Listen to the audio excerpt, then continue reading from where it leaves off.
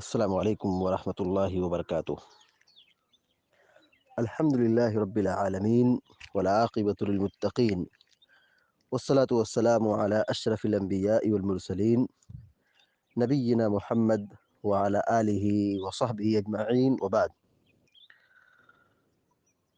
فعن ابی السمح رضی اللہ تعالی عنہ قال قال رسول اللہ صلی اللہ علیہ وسلم یغسل من بول الجاریہ ویرش من بول الغلام، اخرجہ ابو داؤد والنسائی وصححہ الحاکم۔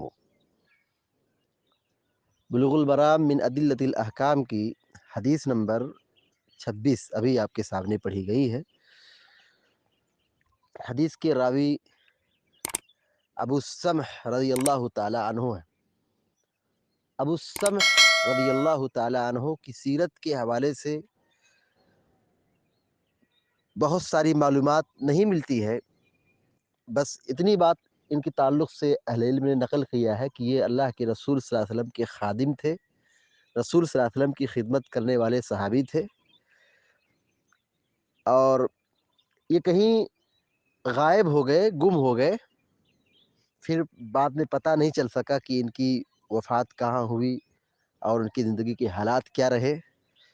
تو یہ اللہ کے رسول صلی اللہ علیہ وسلم کے خادم ہیں، صحابی رسول ہیں، اور بعد میں وہ غائب ہو گئے، تو ان کی زندگی کے بارے میں یا ان کی موت کے بارے میں بہت زیادہ معلومات نہیں ملتی ہے۔ انہوں نے جو روایت نقل کی ہے ابو السمح رضی اللہ تعالیٰ عنہ، یہ وہ صحابی جنہوں نے صرف ایک حدیث بیان کی ہے، تو ایک حدیث یہی ہے جو آج کے درس میں پڑھی جا رہی ہے۔ حضرت ابو السمح رضی اللہ تعالیٰ عنہ روایت کرتے ہیں کہ قال رسول اللہ صلی اللہ علیہ وسلم، کہ اللہ کے رسول صلی اللہ علیہ وسلم نے فرمایا یغسل من بول الجاریہ ویرش من بول الغلام۔ غسل یغسل مانے ہوتا ہے دھلنا، غسل یغسل مانے دھلنا، یغسلو یہ مجہول کا صیغہ ہے، دھلا جائے گا، یغسلو کا معنی ہوگا دھلا جائے گا۔ من مانے سے، من مانے سے، بول مانے پیشاب، بول مانے پیشاب۔ الجاریہ، جاریہ کا معنی ہوتا ہے بچی، لڑکی، جاریہ بچی، لڑکی، یعنی جو چھوٹی بچی ہوتی ہے دودھ پیتی ہے اس کو جاریہ کہتے ہیں۔ وَيُرَشُّ مِن بَوْلِ الْغُلَامِ، یورش چھینٹا مارا جائے گا، یورش چھینٹا مارا جائے گا۔ من مانے سے، بول مانے پیشاب، الغلام مانے بچہ، غلام مانے بچہ، لڑکا۔ ترجمہ دیکھیے، ابو السمح رضی اللہ تعالیٰ عنہ بیان کرتے ہیں کہ اللہ کے رسول صلی اللہ علیہ وسلم نے فرمایا یغسل من بول الجاریہ، یغسل دھلا جائے گا۔ کیا دھلا جائے گا؟ کپڑا دھلا جائے گا،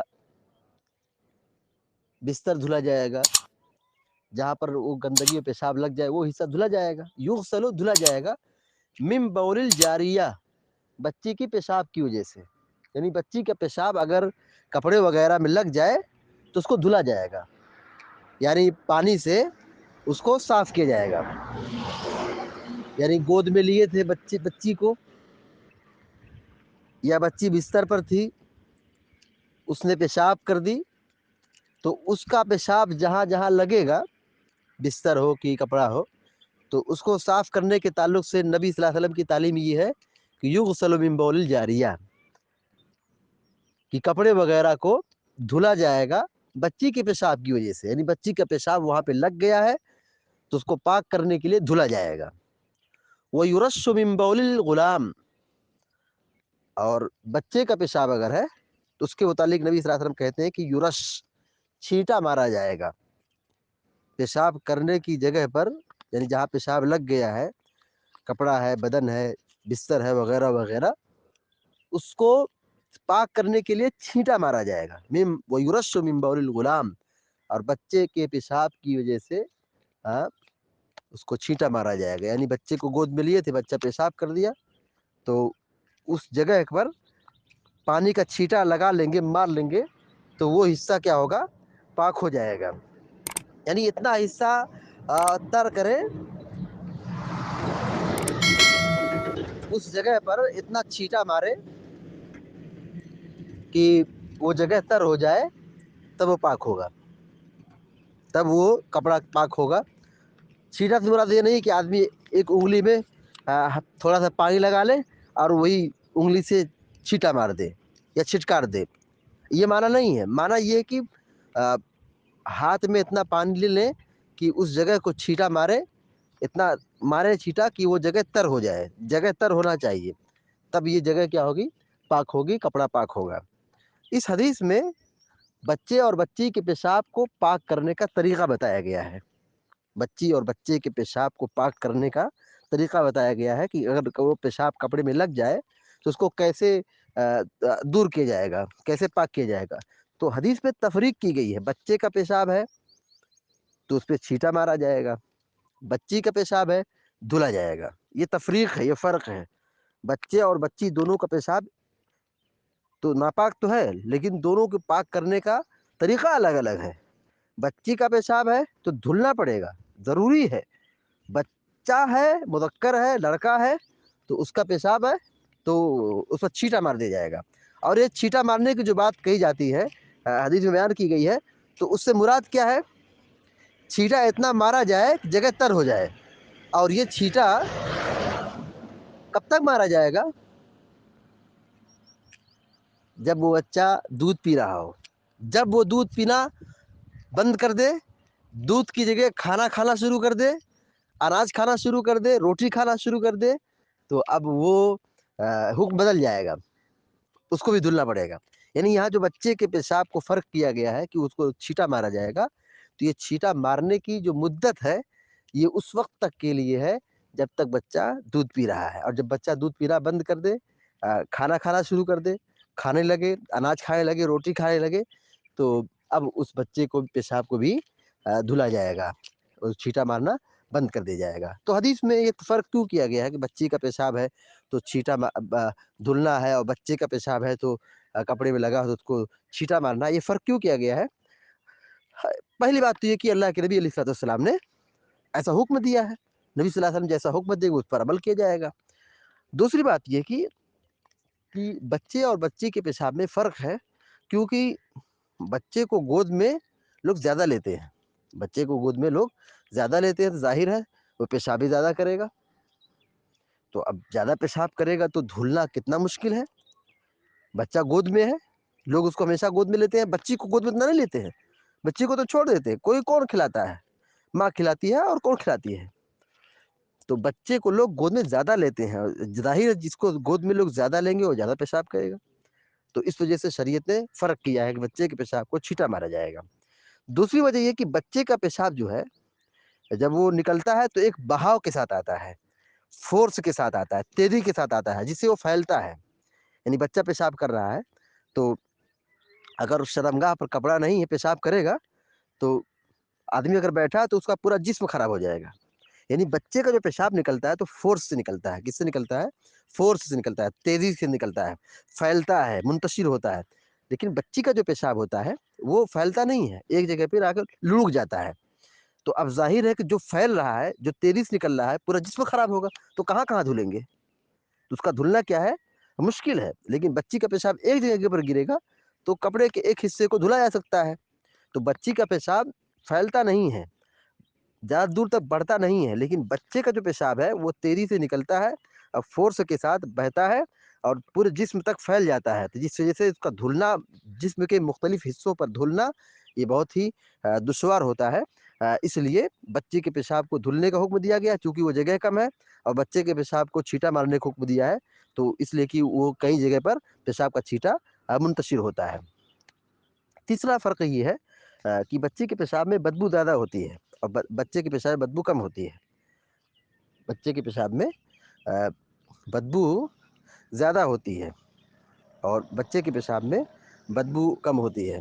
تو بچی کے پیشاب کو دھلنے کو حکم دیا گیا کیونکہ اس میں بدبو زیادہ ہوتی ہے، اور بچے کے پیشاب کو چھینٹا مارنے کو حکم دیا کیونکہ اس میں بدبو کم رہتی ہے. اور یہ امر واقع ہے کہ بچی کا جو پیشاب ہوتا ہے اس میں بدبو زیادہ ہے، بچہ ہے اس کا پیشاب میں بدبو کم ہوتی ہے، تو جس میں بدبو زیادہ ہے اس کو دھلنے کا حکم دیا ہے، اور جو اس میں بدبو نہیں ہے اس کو چھینٹا مار دینے کا حکم دیا ہے۔ تو حدیث میں بالکل صاف تعلیم دی گئی ہے کہ بچی کا اگر پیشاب ہے تو اس پر پانی گرا کے دھلنا پڑے گا، اور اگر بچہ ہے، مذکر ہے، لڑکا ہے، تو اس پر چھینٹا مار لے تو کافی ہو جائے گا اور پاک ہو جائے گا۔ اس حدیث سے جو بات معلوم ہوئی، لکھے نمبر 1، انسان کا پیشاب ناپاک ہے، انسان کا پیشاب یہ ناپاک ہے۔ جو بچہ دودھ پی رہا ہے، جو بچہ دودھ پی رہا ہے اس کا بھی پیشاب ناپاک ہے، اس کا بھی پیشاب ناپاک ہے۔ جو بچہ دودھ پی رہا ہے، چاہے وہ لڑکا ہو یا لڑکی ہو، بچہ ہے، اس کا بھی پیشاب ناپاک ہے۔ بچی اور بچہ دونوں کا پیشاب کیا ہے؟ ناپاک ہے۔ اس کو کہا گیا کہ انسان کا پیشاب ناپاک ہے، اور اسی طرح جو بچہ دودھ پی رہا ہے، چاہے وہ لڑکا ہو یا لڑکی، اس کا بھی پیشاب کیا ہے؟ ناپاک ہے۔ نمبر 2، بچی کا پیشاب اگر جسم یا کپڑے میں لگ جائے، بچی کا پیشاب اگر جسم یا کپڑے وغیرہ پر لگ جائے تو اس کو پانی سے دھلنا ضروری ہے، اور اگر بچے کا پیشاب لگ جائے تو صرف پانی کا چھینٹا مار لیں کہ وہ جگہ پانی سے تر ہو جائے، تو کپڑا وغیرہ پاک و صاف ہو جائے گا۔ صرف پانی کا چھینٹا مار لیں کہ وہ جگہ پانی سے تر ہو جائے تو وہ پاک ہو جائے گا، یعنی کپڑا پاک ہو جائے گا، وہ جگہ پاک ہو جائے گی۔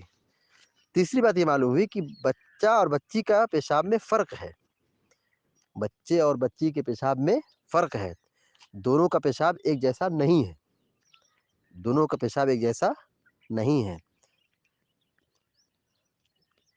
اسی لیے اللہ کے نبی صلی اللہ علیہ وسلم نے دھلنے کا حکم دیا ہے بچی کے پیشاب کو، اور بچے کے پیشاب کو چھینٹا مارنے کا حکم دیا ہے۔ فرق ہے تبھی تو حکم دیا ہے ایسا۔ چوتھی بات یہ معلوم ہوئی کہ صفائی ستھرائی کا خاص خیال رکھنا چاہیے، صفائی ستھرائی کا خاص خیال رکھنا چاہیے، لباس، بستر، جگہ، جسم سب پاک صاف رہنا چاہیے۔ لیکن ہم مسلمان اتنے محروم ہیں کہ بہت سارے لوگ صفائی کا خیال نہیں رکھتے ہیں، حتیٰ کہ نہاتے نہیں ہیں، پاک نہیں رہتے ہیں۔ نماز پڑھنے کے لیے کہا جائے چلو نماز پڑھ لو، نماز نہیں پڑھیں گے۔ کیوں؟ ہاں، بچے نے پیشاب کر دیا تھا، بچی نے پیشاب کر دیا تھا، یہ ہو گیا تھا، وہ ہو گیا تھا، چھینٹا بڑھ گیا تھا، کہیں گے تو نماز پڑھ لو، ہم نماز نہیں پڑھیں کیونکہ ہم ناپاک ہیں۔ یہ اسلام کی تعلیم نہیں ہے۔ اسلام کی تعلیم یہ کہ آدمی ہمیشہ پاک صاف رہے۔ بچی کا پیشاب لگ گیا تو فوراً دھل لیں، بچے کا پیشاب چھینٹا مار لیں، پاک ہو جائیں۔ کپڑا بھی صاف ہونا چاہیے، جسم بھی صاف ہونا چاہیے، بستر بھی صاف ہونا چاہیے، آدمی خود کو پاک و صاف ہونا چاہیے۔ ناپاک رہے یہ غلط بات ہے۔ آدمی نماز کا وقت ہو جائے اور اس سے کہا جائے نماز پڑھنے چلو تو کہتا ہے کہ نہیں تم نماز پڑھ لو، میں ناپاک ہوں۔ یہ کتنی بے غیرتی کی بات ہے۔ نماز فرض ہے، وہ نماز نہیں پڑھ رہا، کہتا ہے کہ میں ناپاک ہوں، ناپاکی کی وجہ سے نماز چھوڑ رہا ہے۔ تو یہ بہت بڑا المیہ ہے آج کے سماج کا۔ اور پانچویں بات یہ معلوم ہوئی کہ بچے کو یا بچی کو گود میں کھلانا چاہیے۔ بھائی اس حدیث پر عمل کب ہوگا؟ بچے کے پیشاب کو دھلا جائے، بچی کے پیشاب کو دھلا جائے اور بچے کے پیشاب کو چھینٹا مارا جائے۔ یہ عمل کب ہوگا؟ جب بچے کو ہم کھلائیں گے، بچے کو ہم کھلائیں گے، گود میں اس کو لیں گے، تبھی تو پیشاب کرے گا۔ اللہ کے نبی صلی اللہ علیہ وسلم بچوں کو گود میں لیتے تھے، بچوں کو کھلاتے تھے، تو اس کا مطلب یہ ہے کہ یہ بھی نبی صلی اللہ علیہ وسلم کی سیرت کا ایک حصہ ہے کہ چھوٹے بچوں سے پیار کیا جائے اور ان کو گود میں کھلایا جائے، ان کو بھی ٹہلایا جائے، ان کو بھی کھلایا جائے۔ تو یہ نبی صلی اللہ علیہ وسلم کی سیرت کا ایک روشن باب ہے، روشن حصہ ہے، یہ بھی نبی صلی اللہ علیہ وسلم کی ایک سنت ہے۔ تو جب پیشاب کرے گا جسم پر تبھی تو اس پر عمل کریں گے، تو بچے کو کھلانا چاہیے۔ اللہ تعالیٰ سے دعا ہے کہ اللہ تعالیٰ ہم سب کو نیک عمل کرنے کی توفیق عطا فرمائے، آمین یا رب العالمین۔ السلام علیکم ورحمۃ اللہ وبرکاتہ، وصلی اللہ علی نبینا محمد وعلی آلہ وصحبہ اجمعین۔ السلام علیکم ورحمۃ اللہ وبرکاتہ۔